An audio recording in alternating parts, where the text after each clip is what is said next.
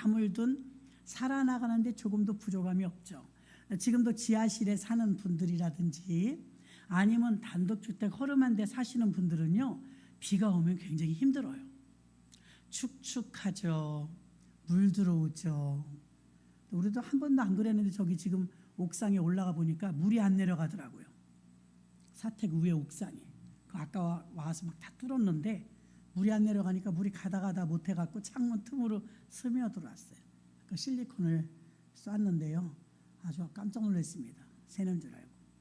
그래서 비가 오니까 이런 일들이 우리가 집이 너무 좋아가지고 모르는 거예요. 비만 오면 신경 쓰여요. 어디나 좀 누수되는 데는 없는지, 여러분들 가정은 괜찮은지. 예전에 구월동에 가면은 동양장 사거리라고 상습 침수구역이 있어요. 그곳에 우리 최 목사님이라는 할아버지 목사님이 개척을 하셨는데 지하실이었어요. 그해 비가 너무 많이 왔는데 깜짝 놀랄 일이 생긴 거예요. 교회 아무도 없다 예배드리러 갔더니 피아노가 떠 있더래요. 아, 얼마나 참담한지 몰라요, 여러분. 지하실 교회들은 그래요. 다 끄집어냈는데 하나도 쓸 수가 없더래요. 물에 다 젖었어요. 개척교회는 막 악순환이, 그 힘든 일이 계속 있어요. 산불이 난 동네는 어때요? 산불이 난 동네도 뭐 난리죠. 그래서 그 가운데서도 지켜주시고 인도하시고 감사하면서 사는데, 그런가 하면 또 지금 지구촌 곳곳에는 전쟁이 일어나서 전쟁을 일해서 폐허의 그 자리에 있는 분들도 있고요. 또 우리 동기 목사님 한 분은 우리가 오는 날 떠났거든요. 선교를요, 단기 선교를 떠났는데 거긴 또 40도 45도래요. 여기서도 40도까지 올라갔어요. 거기 가니까 또 45도예요. 우리는 오니까 또 시원해졌던데. 그래갖고 날씨가 지금은 여러분 몽골 같은 데 가니까요, 가난한 나라이긴 하지만 자연과 날씨가 너무 맑고 깨끗하니까 하나님은 참 공평하시구나. 근데 우리나라는 그때 막 헥헥거리고 있을 때예요. 너무 더워서. 근데 우리는 비가 오면 습도가 있어갖고 힘들잖아요. 더운 나라들은 그렇게 습도가 있진 않아요. 그래서 하나님은 공평하시다는 생각이 들었습니다. 오늘은 마태복음 24장과 25장은 마지막 때의 기록들이 쫙 나와 있어요. 그럼 마지막 때는 우리는 무엇을 해야 될까? 물론 예수 믿죠. 하던 일도 계속 하겠죠.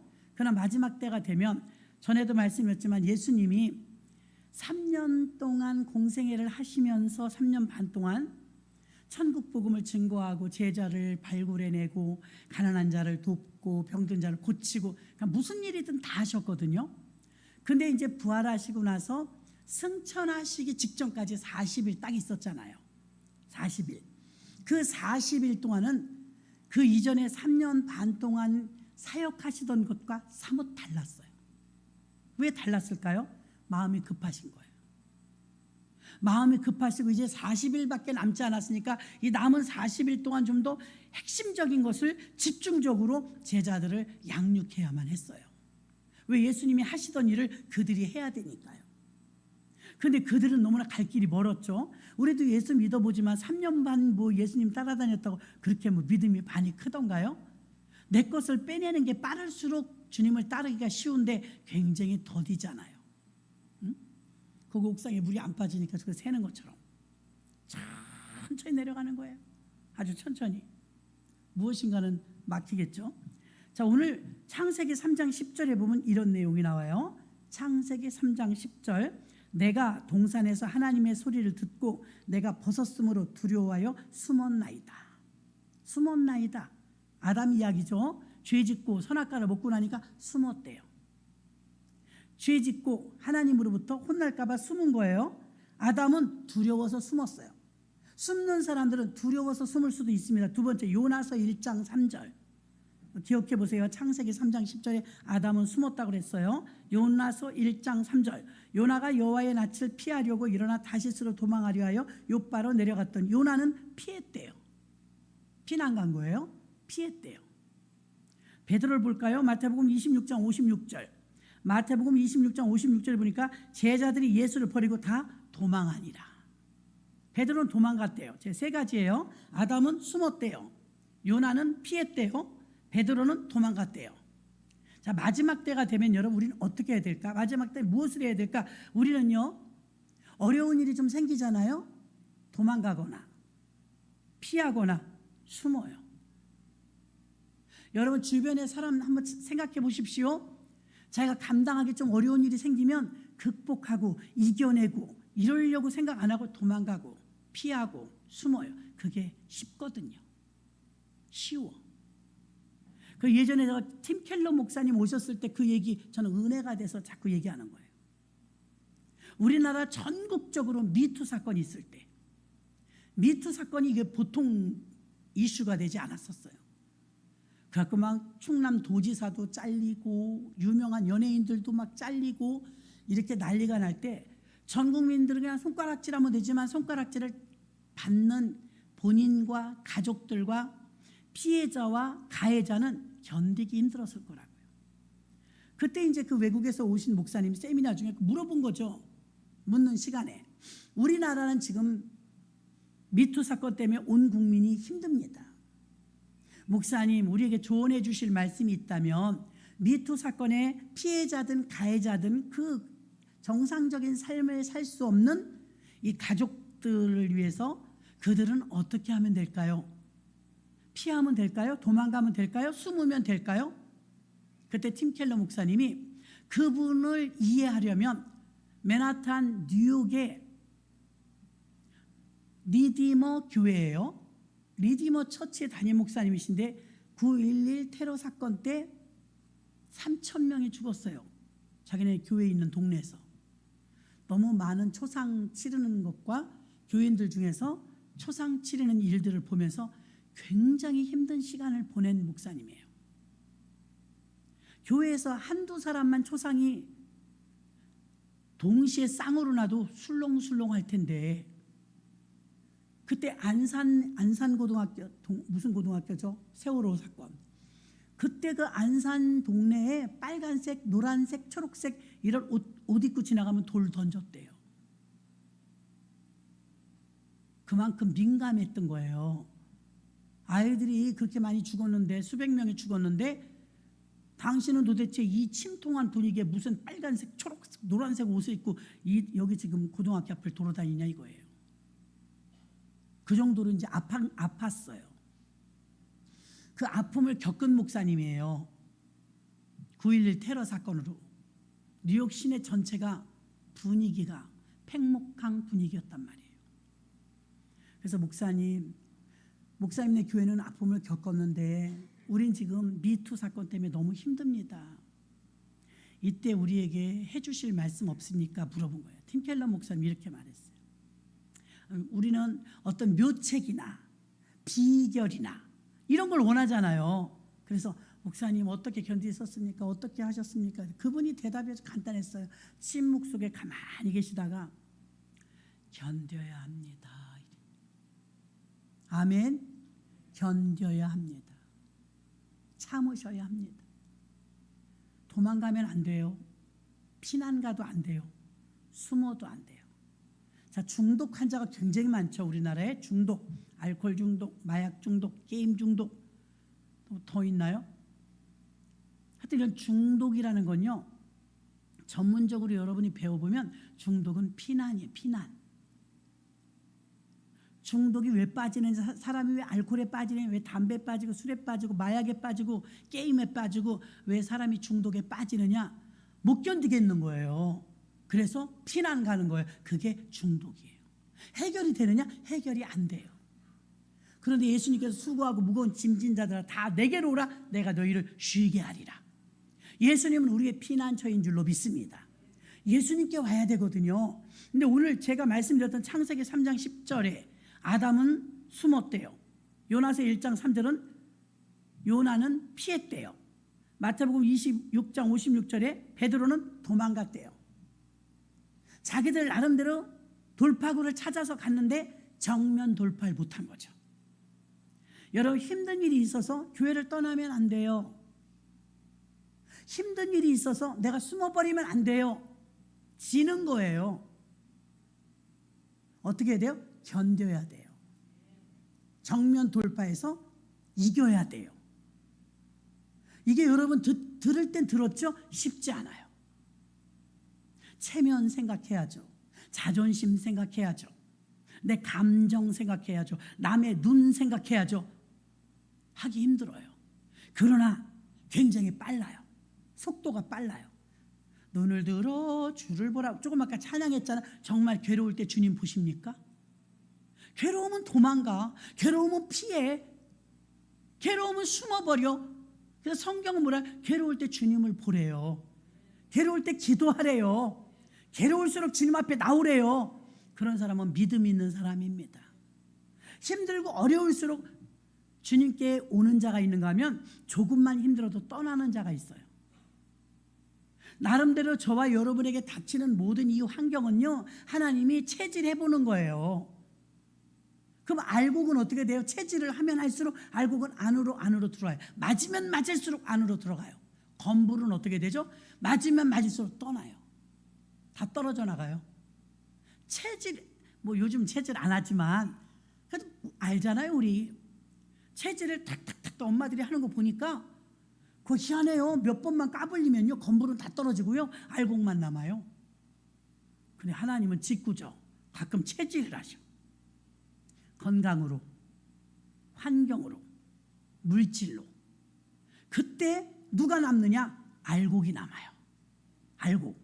그래서 여러분 체질을 할 때마다 탁탁 칠 때마다 아프죠. 힘들죠. 그래서 여러분들이 오늘 요나처럼 피하면 안 돼요. 아담처럼 숨어버려도 안 돼요.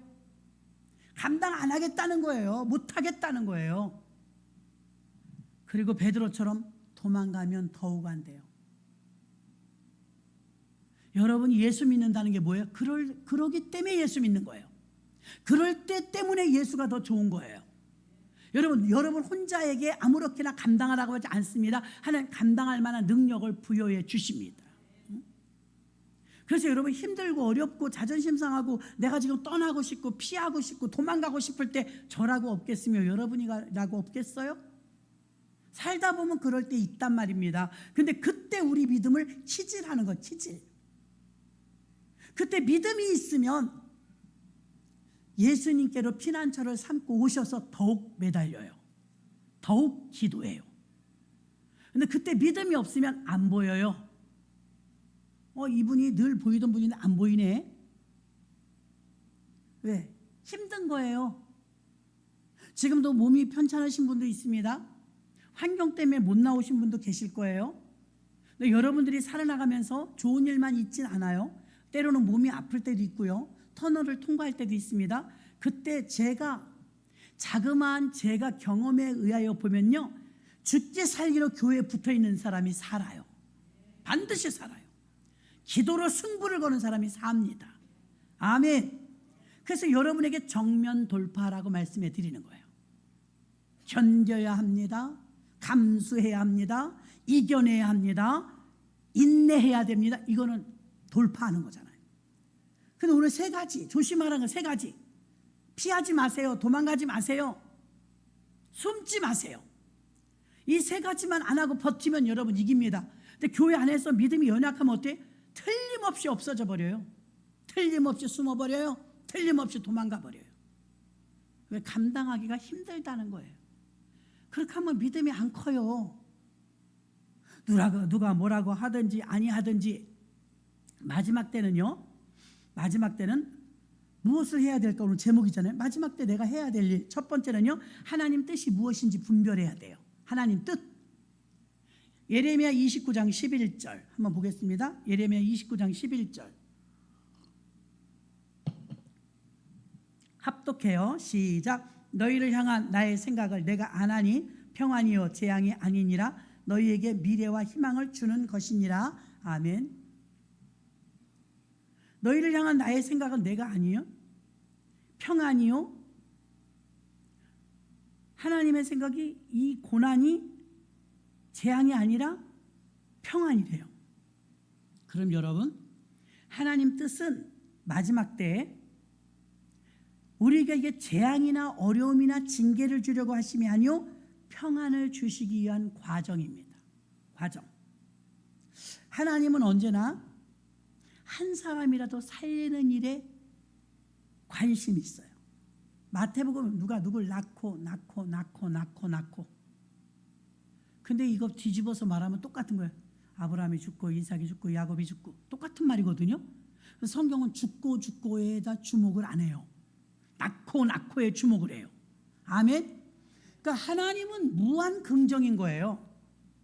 똑같은 말이잖아요. 아브라함 죽고 이삭 죽고 야곱 죽고 요셉 죽고 똑같은 말인데 그렇게 쓰지 않았잖아요. 아브라함이 이삭을 낳고 이삭이 야곱을 낳고 똑같은 말이란 말이에요.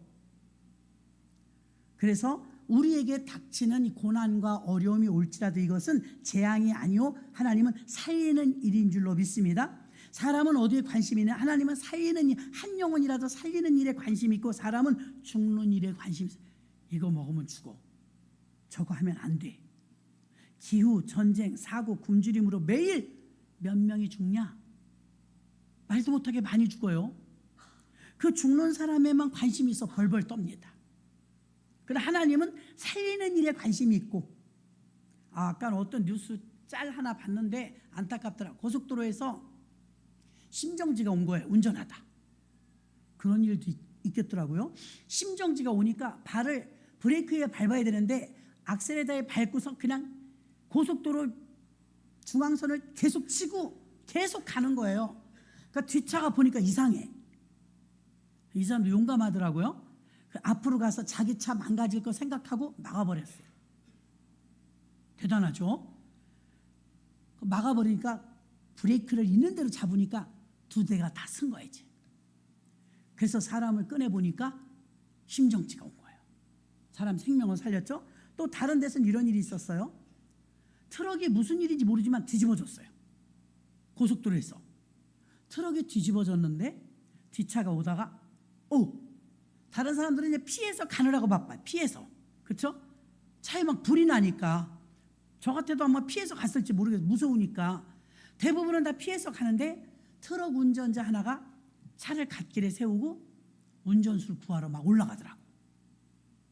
그러니까 이게 탑차였는데 탑차 위로 기어 올라가서 간신히 문을 열어가지고 운전자를 반쯤 끄집어냈어요. 허리까지 나왔는데 야 진짜 이게 운전들 조심하셔야 됩니다. 뒤에서 오던 트럭이 제정신이에요. 들이박아버렸어. 다 죽었어.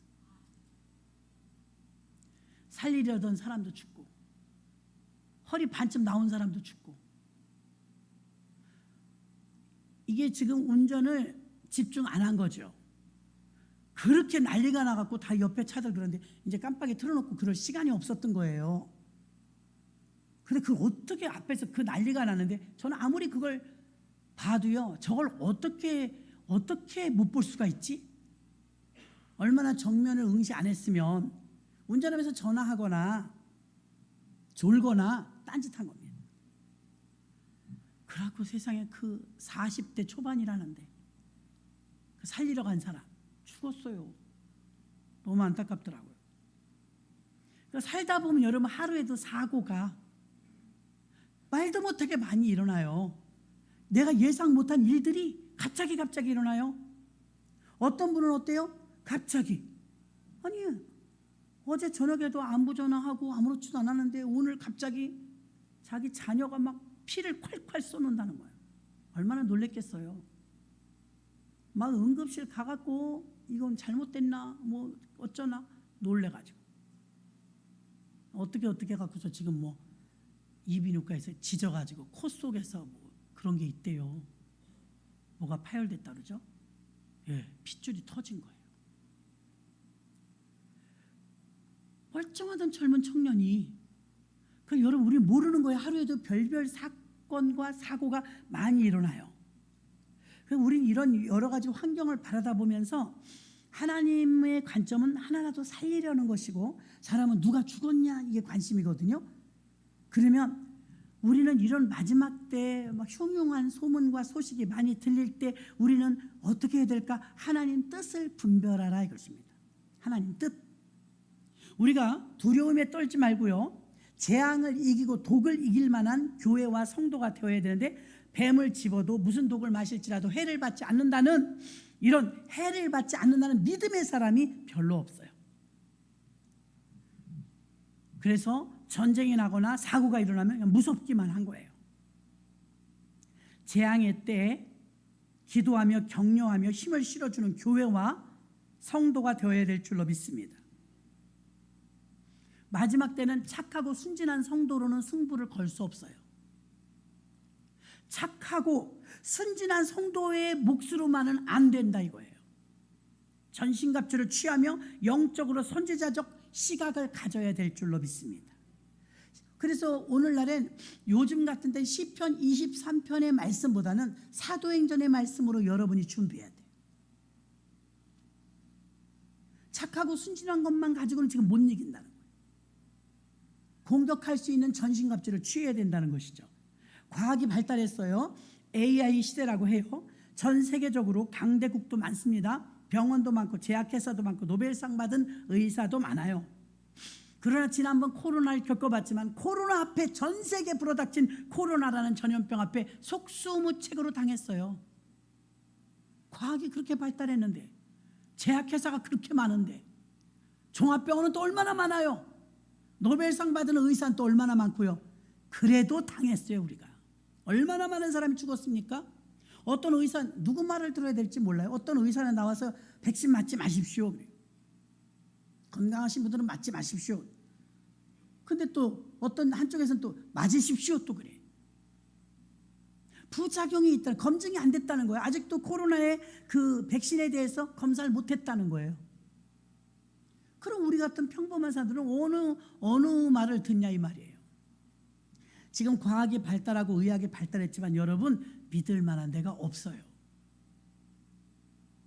그래서 사람들은 지진과 전쟁, 자연재해, 전염병 앞에서 얼른 교만을 내려놓고 하나님 앞에 무릎을 꿇고 회개하는 게 제일 빨라요. 제일 빨라요. 언젠가 어느 해인가 눈이 엄청 많이 온 적이 있었어요. 교회 앞에 마당에 쓸어도 눈을 놓을 데가 없는 거예요.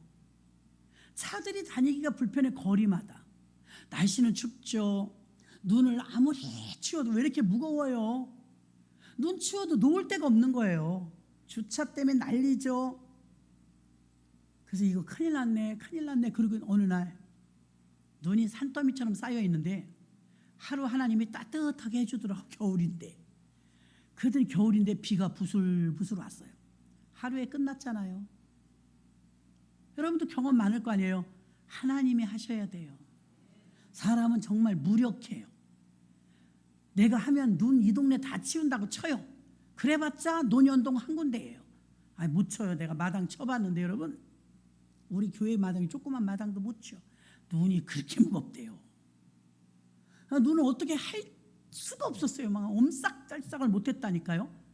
아우 하나님 큰일 났습니다. 그랬는데 나는 비가 오게 해주세요. 이렇게 기도도 못했어요. 근데 하루 따뜻하더니 비가 오니까 그냥 하루 지나니까 도로가 뻥 뚫려버린 거예요. 그때 깨달았습니다. 아유 내가 알고 있지만 하나님 다시 한번 깨닫습니다. 하나님이 하셔야 됩니다. 아멘. 지구촌에 전쟁이 일어났어요. 곳곳에서 막 쓰나미, 지진 난리도 아닙니다. 이런 징조가 있는 것은 마지막 때의 징조라고 했기 때문에 놀랄 것도 없어요. 왜? 당연하게 성경에 써 있으니까요. 이럴 때 저와 여러분이 무언가 하려고 하는 게 아니라 무언가 하려고 하기보단 무언가 하지 않고 내려놔야 돼요. 그리고 하나님 앞에 무릎을 꿇고 하나님께 우리 형편을 아뢰며 회개해야 될 줄로 믿습니다. 그래서 마지막 때가 우리가 해야 될 일은 하나님 뜻이 무엇인지 분별하는데 지금은 당연히 마지막 때라는 것을 알고 우리는 하나님 뜻이 이게 마지막 때가 됐다는 사인이구나로 알아야 됩니다. 그리고 두 번째는 마지막 때 무엇을 해야 되나? 하나님 말씀에 더욱 집중하시기를 바랍니다. 마태복음 24장 8절에 이것이 재난의 시작이라.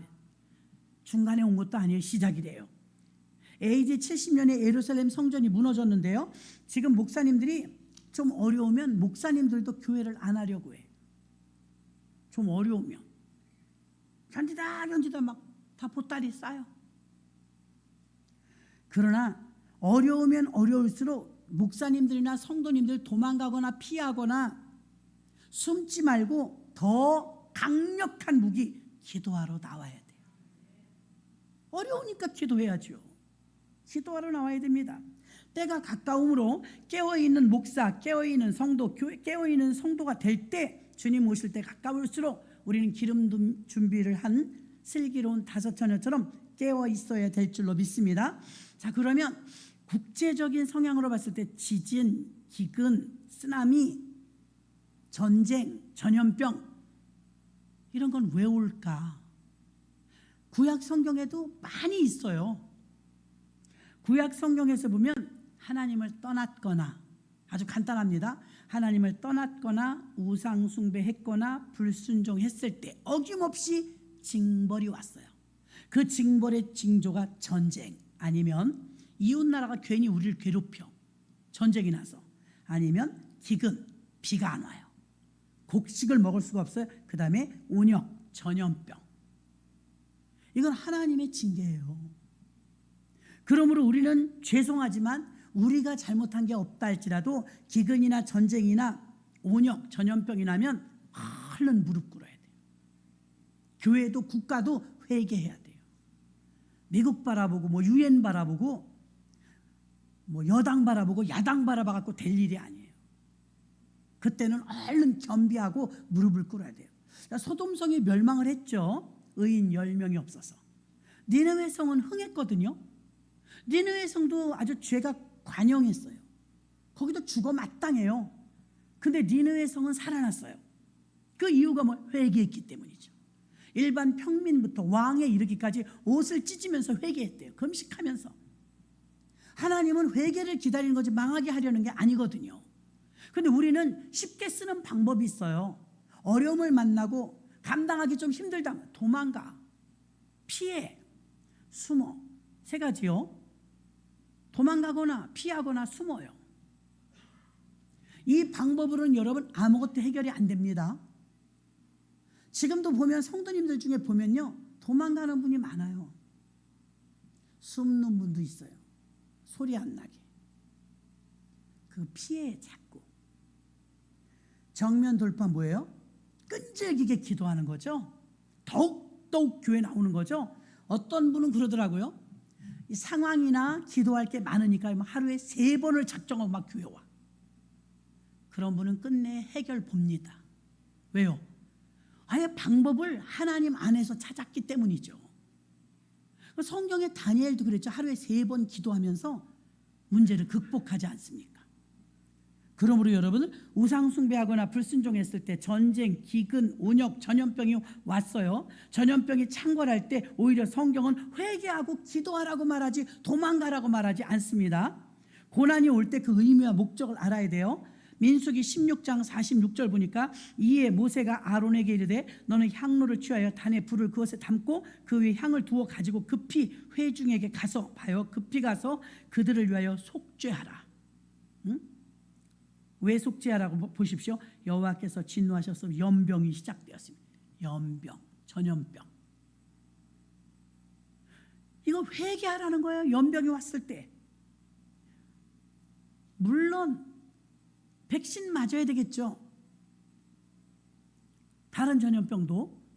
그러나 그런 것보다 선제되어야 될 일이 있어요. 그것은 겸비하고 하나님 앞에 무릎을 꿇는 일입니다.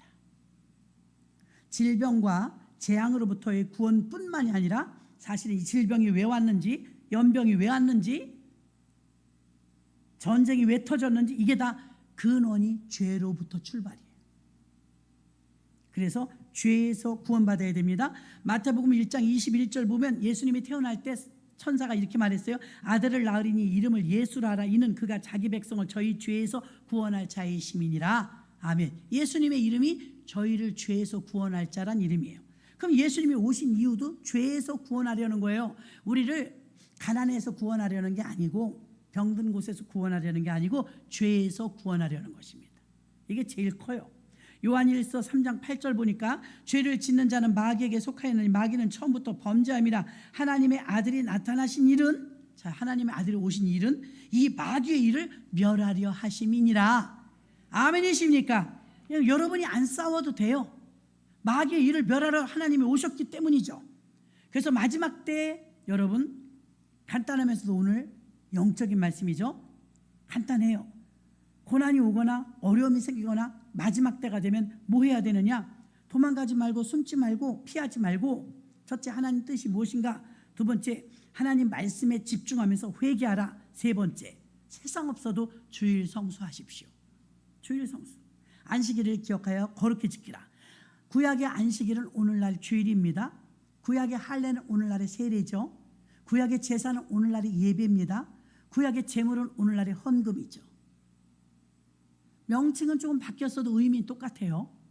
그래서 이 주일을 성수하면서 하나님의 자녀들과 충성된 종들과 환경 따라가지 말고 하나님 말씀을 지키며, 1년이 52주입니다.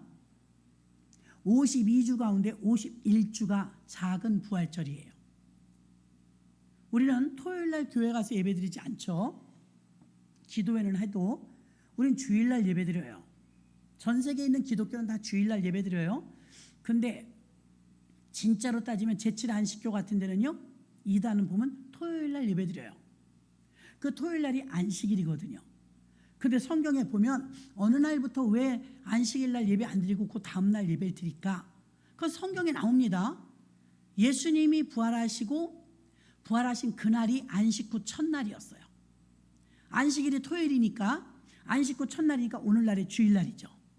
그 예전에 안식일이라 불러서 첫째 날, 둘째 날, 셋째 날, 넷째 날, 다섯째 날, 여섯째 날, 그 다음에 일곱째 날 안식하시니라. 이런 의미로 받아들이면 우리는 월화수목금토일 이렇게 따지게 돼요. 그 예수님이 부활하시면서 이게 달력이 바뀌어버렸어요. 썬데이가 앞으로 와요. 그래서 부활주일, 그 다음에 월화수목금토 주말. 아멘. 달력을 보면 그렇게 되어 있잖아요. 그래서 보면 여러분, 예수 그리스도께서 역사의 주인공이시며 역사의 주인이시기 때문에, 중심이시기 때문에 서기 달력을 보면 예수님 탄생 이후, 우리 주보에 나오는 주후가 되는 거예요. 주후. 주님 탄생 이후, 줄여서 주후 몇 년. 지금 주후 2025년이잖아요. 주후. 예수님 탄생 전에는 주전, 기원전, 이런 말을 씁니다. 자, 주일 성수를 하면 여러분, 우리가 믿음이 떨어지면 첫 번째 나타나는 증상이 교회를 잘 안 와요. 돌파하는 방법은요, 주일을 더 잘 지켜야 돼요. 그래 마귀가 틈을 못 타요. 하루에도 별별 일들이 많이 있는데 여러분 이기시려면 자꾸 예배를 가까이 하셔야 돼요. 예배를. 주일 성수하고 3일 예배 드리고 금요 예배 드리고, 여러분 자꾸 예배의 사활을 걸어야 돼요. 그래야 마귀가 틈을 못 탈 줄로 믿습니다. 출애굽기 31장 14절. 너희는 안식일을 지킬지니 이는 너희에게 거룩한 날이 됨이니라. 그날을 더럽히는 자는 모두 죽일지며 그날에 일하는 자는 모두 그 백성 중에 생명이 끊쳐지리라. 이렇게 예수님이 부활하시고 난 그날을 그때부터 신약 성경에는 예배를 드리기 시작한 거예요. 그럼 예수님 부활하신 이후부터 주일날이 안식 후 첫날이 되었기 때문에 우리가 드리는 예배는 일단 부활하셨기 때문에 드리는 예배라, 매 주일 예배가 승리의 예배입니다. 부활하셨으니까요. 그럼 51주는 작은 부활절이고요, 진짜 부활절 날은 큰 부활절이죠. 이제 구약의 안식일의 개념이 아니라 예수님 부활의 개념으로 바뀐 줄 믿으시길 바랍니다. 기독교가 이것이 완전 차별화되는 거예요. 예수 믿는 우리 집단들이니까요. 예수님이 부활하신 그날 가장 크게 여기는 거죠. 그래서 예수님 부활하신 날이 바로 주일이기 때문에 주일을 왜 성수해야 되느냐? 여러분 삶에 부활이 일어나길 원한다면, 여러분이 정말 부활의 주님을 믿는다면 여러분 주일을 지키셔야 합니다. 네. 주일 성수하는 건 너무나 중요한 것입니다. 그래서 지금 우리가 읽었던 출애굽기 31장 14절, 안식일을 지켜라. 그날이 거룩한 날, 이날 더럽히면 너희는 죽는다. 이렇게까지 심하게 말했어요. 거룩한 작은 부활절 예배에 어떤 영향도 받으면 안 되고, 주일은 즐겁고 존귀한 날이며 너무나 중요한 날이기 때문에 주일을 지켜야 승리하고, 주일 지키는 신앙인의 재앙이 피하고, 또 우리 앞길을 막는 모든 세력들이 떠나가게 하는 일들은 우리가 하나님 편에 서서 말씀 중심, 또 회개하고 하나님 말씀을 지키며 예배할 때 우리에게서 악한 것들이 떠나는 것입니다. 위기 때 오히려 교회들이 문을 많이 닫았죠. 코로나 때 약 80%의 교회들이 셧다운했다고 해요. 그러나 깨어있는 교회는 기도하죠. 마지막 때와 이 시간을 아는 게 너무나 중요한데, 아기 엄마가 아기를 낳을 때 사실 몇 월 며칠 날 아기가 태어날 거는 지금 과학적이나 의학적으로 초음파를 하지 않고는 모르죠. 그리고 수술하는 어머니들은요, 자기들이 시간을 정해요. 그러나 자연대로 자연 분만을 한다면 정말 몰라요. 어느 날 태어날지. 그러니까 주님이 오신다는 날도 사실은 몰라요. 그러나 여러분 알아요. 무엇을 알아요? 어느 때쯤인 건 알아요. 아멘이십니까? 만삭된 엄마가 자기 아기 언제 날지 모른다고 아무 대비 안 하면 그 무식한 엄마죠. 아무리 학교 공부를 못했어도 만삭이 된 엄마는 아기 낳을 준비를 합니다. 몇 날 며칠인지는 몰라도 요맘때다 생각하고 준비해요. 지금 우리는 그걸 하면 되는 거예요. 주님 오실 날이 가깝구나. 그리고 오실 준비를 하고 살아야 되는데 이 세상 준비를 더 많이 하죠. 천국을 위한 준비를 해야 돼요. 마태복음 25장 13절에 보면 그런즉 깨어있으라 너희는 그날과 그 시를 알지 못하느니라.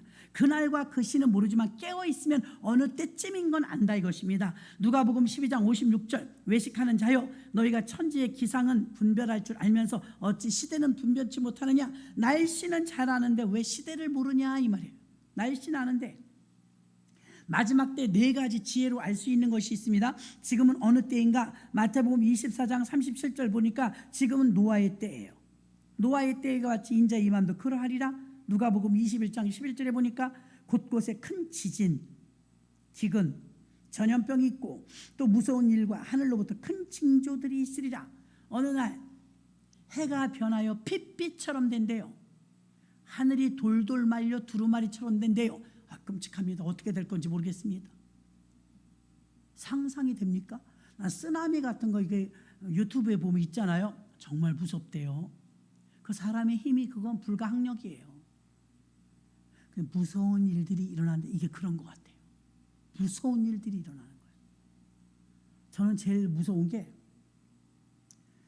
총이나 칼이나 대포나 핵무기 갖고 전쟁할 거는 예상 시나리오가 있어요. 폭탄이 떨어지면 얼만큼 반경 얼만큼 힘들다. 근데 탄적인 쏴버리면 대책 없어요. 단 우리나라도 참 이해가 안 가요. 이렇게 똑똑한 나라가 알려줬잖아요. 군인이 하나 북한에서 넘어와서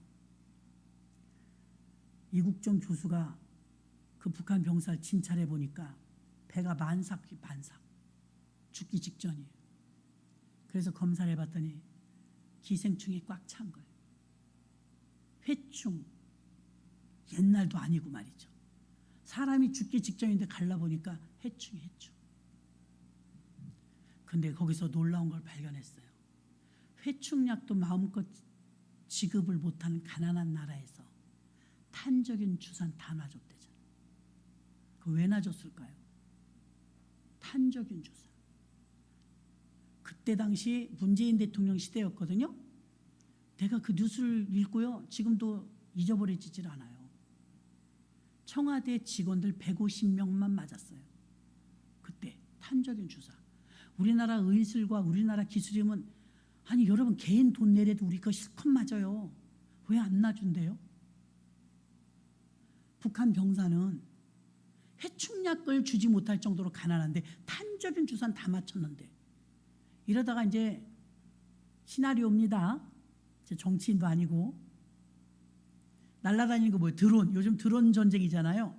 드론이 어느 날 붕 떠서 탄저균 밀가루처럼 싣고 와서 쭉 뿌리고 가면 끝나. 마지막 때는 세균과의 전쟁이라고 그랬어요. 그 코로나는 저리 가라예요. 성경에 보면 이제 그 666 뭐 칩 얘기 많이 나오잖아요. 칩 같은 게 들어가면 성경은 그렇게 말, 이 피부에서 괴사가 일어난다고 그랬어요. 썩는다는 거지 속에서. 아무거나 막 집어넣지 마세요. 그러니까. 지금 강아지들한테는 다 넣었어요. 칩. 그 칩이 강아지 잊어버리면 GPS가 찾아주잖아요. 처음엔 편리하려고 넣어줘요. 그리고 도장 가지고 다니고 통장 가지고 다니고 카드 가지고 다니고 불편하잖아요. 그러면 여기다 넣든가 여기다 넣으면 간단해. 지나가면 찍 그러면 500원 결제. 이래내는 거예요. 편하잖아요. 이번에 우리 몽골 가신 팀들 몽골 불편한 것 중에 최고 불편한 게 돈이었어요. 우리가 2.5배 크다는데 거기는 동전은 없는데 20원짜리부터 지폐가 있는데 총 7가지인가 8가지 지폐가 있는데 밥 한 끼 먹으면 돈을 이만큼 내. 이만큼. 첫날 가고 돈을 좀 환전했는데 침대에다가 회계 보는 권사님이 너무 많으니까 어이가 없어서 침대 깔아놓고 사진을 찍었어. 돈방송 앉고 싶은 분 오세요. 앉혀드린다고. 돈이 얼마나 많은지. 몇백만 원 안 되는데 그렇게 많은 거예요. 휴지같이 많아요, 돈이. 밥을 한 끼 먹고 세다 손에 쥐가 날 거. 매일 부부가 밤마다 돈 셌대. 이거 시간이 너무 아깝다는 거예요. 화폐가 이거 개혁이 돼야지 이렇게 하고 어떻게 사니? 근데 여러분 그런 불편을 모두 해소하는 게 뭐냐면 2,000원이면 해결되는 거예요. 칩이 2,000원밖에 안 되는 원가가. 2,000원짜리 칩 하나만 딱 여기다 넣으면 지나가면 결제, 승인, 하이패스 지나가는 것처럼 띵동 900원 결제됐습니다. 이러잖아요. 인권이니 뭐니 아직 싸우고 있는 중이니까 우리 몸에 심지 못해서 그렇지 동물은 다 넣었다니까요. 그러니까 잊어버리면 찾기 좋고 좋은 점도 많은데 그거에 대한 경고를 성경은 써놨다 이거죠. 무서워요. 여러분 재앙이 일어나고 전쟁이 일어나고 뭐 정치가 어떻게 되고 이것도 다 무섭고 두렵지만 진짜 무서운 건 하나님이에요. 하나님이 진노하실까 봐 무서워. 몽골에 가니까 개 안고 다니는 사람 한 명도 못 봤어. 개. 그래갖고 요새는 개에 대한 글이 많이 올라와요. 개만큼만 해다고. 부모가 맨날 그런데 개만큼만 해다고. 개만큼만 대접해달라고. 개 안고 다니는 거 못 봤어요. 우리가 생존과의 위협과 먹고 사는데 힘들다면 그렇게 여유가 있을까요? 그렇게 여유 없죠. 그리고 우리나라보다 훨씬 가난한데요. 사람들이 젊어요. 활기가 넘쳐요. 애기들도 많고. 우리는 그들 나라에 비춰보면 베트남이나 뭐 몽골이나 뭐 이런 캄보디아나 이런 나라에 비춰보면 우리는 지는 애야. 그런데 우리나라를 다 동경해요. 기술력 때문에. 우리나라 기술력이라는 게 참 맹점이 있습니다. 전기만 없으면 꼼짝 못해. 전기 하나면 다 끝나는 거예요. 탄저균이 무섭다는 걸 말하는 거예요. 탄저균. 그런 게 있다잖아요. 북한 병사가 하는 말이잖아요. 자기는 무조건 맞는데요. 그 주사를. 그 말 들은 지도 5년이 다 돼가는데 우리는 왜 안 놔주는 거예요? 진짜 놔줄 건 안 놔주고 안 맞아도 되는 그 백신은 물 백신은 뭘 이렇게 맞으라고 그래요? 맞은 사람도 죽고 안 맞은 사람도 죽어. 그냥 가만히 있자고요. 맞은 사람도 죽었어요. 안 맞은 사람도 죽고. 코로나 힘들었지만 그것도 균이거든요. 근데 탄저균은 더하죠. 더해요. 그래서 미래의 공상과학 이런 거 보면요. 다 방독면 쓰고 사더라고. 방독면. 아니면 몽골 같은 산골에 그런 데 가서 살아야 돼요. 뭐 제한이 없더만요. 자유롭고. 근데 벌써 한국에 딱 오니까 복잡해. 시스템부터 다 복잡해.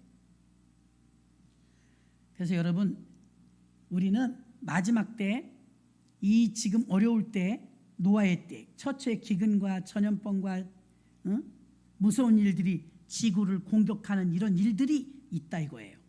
과거에도 있었죠. 구제역, 에볼라, 메르스, 사스, 신종플루, 광우병, 코로나 등등등 바이러스. 신종이 얼마든지 또 나올 수 있다는 거예요. 탄저균 같은 거. 이런 때는 재림이 가깝다는 징조다 이거예요. 노아의 때는 왜 노아의 때와 같으니까 노아의 때가 어땠길래요? 노아의 때는 심판이 다가올 때. 노아는 홍수 나서 다 전멸했잖아요. 노아의 때처럼 심판이 가까운다 이 말이에요. 심판. 120년을 구원을 외쳤던 노아처럼 방주로 동물들이 들어가는 걸 보는데도 쓰나미가 오기 전에 새 떼가 다 도망가더래. 새. 고베시에 지진 날 때도 쥐새끼까지 다 도망가더래요. 사람만 멍청하게 있었다. 동물은 안 돼요. 뭐 있나 봐요. 아는 어떤 그 기능이 동물 몸속에 있나 봐요. 노아의 방주 때도요, 참 신기하지 않아요? 방주 문만 열어놨어요. 쥐들이 들어간 거야. 쥐 말고 자기들이. 무슨 말이냐면 방주를 지어놓고 방주 문을 딱 열었어요. 한 마리 두 마리 하고 쌍쌍이 들여놓은 게 그 노아와 노아의 가족들이 어디 가서 동물들을 구해온 게 아니에요. 성경에 보면 줄을 서서 자기들이 들어갔어요. 동물들이. 재앙이 올 때 동물은 알아요. 어디로 가야 사는지. 사람만 몰라. 노아의 방주에 안 들어가잖아요. 사람만. 어서 옵시오 어서 옵시오 공짜로 막 들어오라도 안 들어오잖아요. 온 식구가 나가 외쳐도 안 들어오잖아요. 지금도 안 들어와요. 동물들은 지들이 들어간다니까. 자기들이 자기 발로. 제 말이 아니고 성경 말씀이잖아요. 그렇죠? 아멘. 동물들이 먼저 알아요. 그래갖고 막 개미 떼도 쥐 떼도 새 떼도 다 도망가는 거예요. 떼를 쪄서. 또 저 중국 저쪽에 어느 나라 멕시코 이런 데는 메뚜기 떼가 또 지금 난리래요. 아이고 조용한 나라가 없어요. 이 모든 상황을 볼 때 통틀어서 재난의 때가 시작되었다. 예전만큼 평화로운 시대는 오기 힘들 것 같아요. 그래서 탄저균하면 딱 뿌려져도 우리 코로 호흡 들어가면 끝나는 건데 뭐 믿고 살아요 여러분? 예수 안 믿으면 우울해서 못 살 것 같아요. 우리는 지금 죽어도 천국 가잖아요. 야, 근데 이거 이제 예수 안 믿고 있다가 어떡하면 좋대요? 지금은 어느 때냐? 심판이 다가온 노아의 때와 같아요. 여러분 잊지 마시길 바랍니다. 그래서 사람들이 안 들어왔고 자기가 해당이 안 된다고 생각해서 노아의 방주 안 들어왔지만 정말 동물들은 자기들이 스스로 들어왔다 이 말입니다. 우리는 핍박과 미움을 받을 때가 있습니다. 그럴 때 우리는 세상의 핍박과 미움을 받는 걸 두려워하지 마십시오. 그것이 바로 마지막 때를 말합니다. 마지막으로 네 번째는 하나님의 백성들이 모인 교회. 마지막 희망이며 마지막 피난처이며 마지막 우리의 보루인 줄로 믿습니다. 어두운 데서 불러낸 무리가 에클레시아인데 베드로전서 2장 9절 오직 너희는 택하신 족속의 왕같은 제사장이요 거룩한 나라요 그의 소유된 백성이니 이는 너희를 어두운 데서 불러내요 그의 기이한 빛에 들어가게 하신 자의 아름다운 덕을 선전하게 하려 하심이라. 아멘. 하나님이 교회를 사랑하시고 하나님의 백성들을 교회로 모으세요. 지금 오늘날의 구원의 방주인 것입니다. 방주 안에서 여러분들은 영원히 구원받고 돌보심을 받으며 이 험악한 세상 가운데서 마지막 때를 알고 마지막 때 내가 무엇을 해야 되느냐? 하나님 뜻을 분별한다. 내가 무엇을 해야 되느냐? 말씀에 집중하고 회개한다. 내가 무엇을 해야 되느냐? 주일 성수하고 예배를 지키라. 마지막 때는 모인 공동체 교회에 있으며 피난 가지 말고 도망가지 말고 숨지 마세요. 그리고 정면 돌파하셔서 이기시기를 주의 이름으로 축원합니다. 하나님 아버지 감사합니다. 오늘도 주의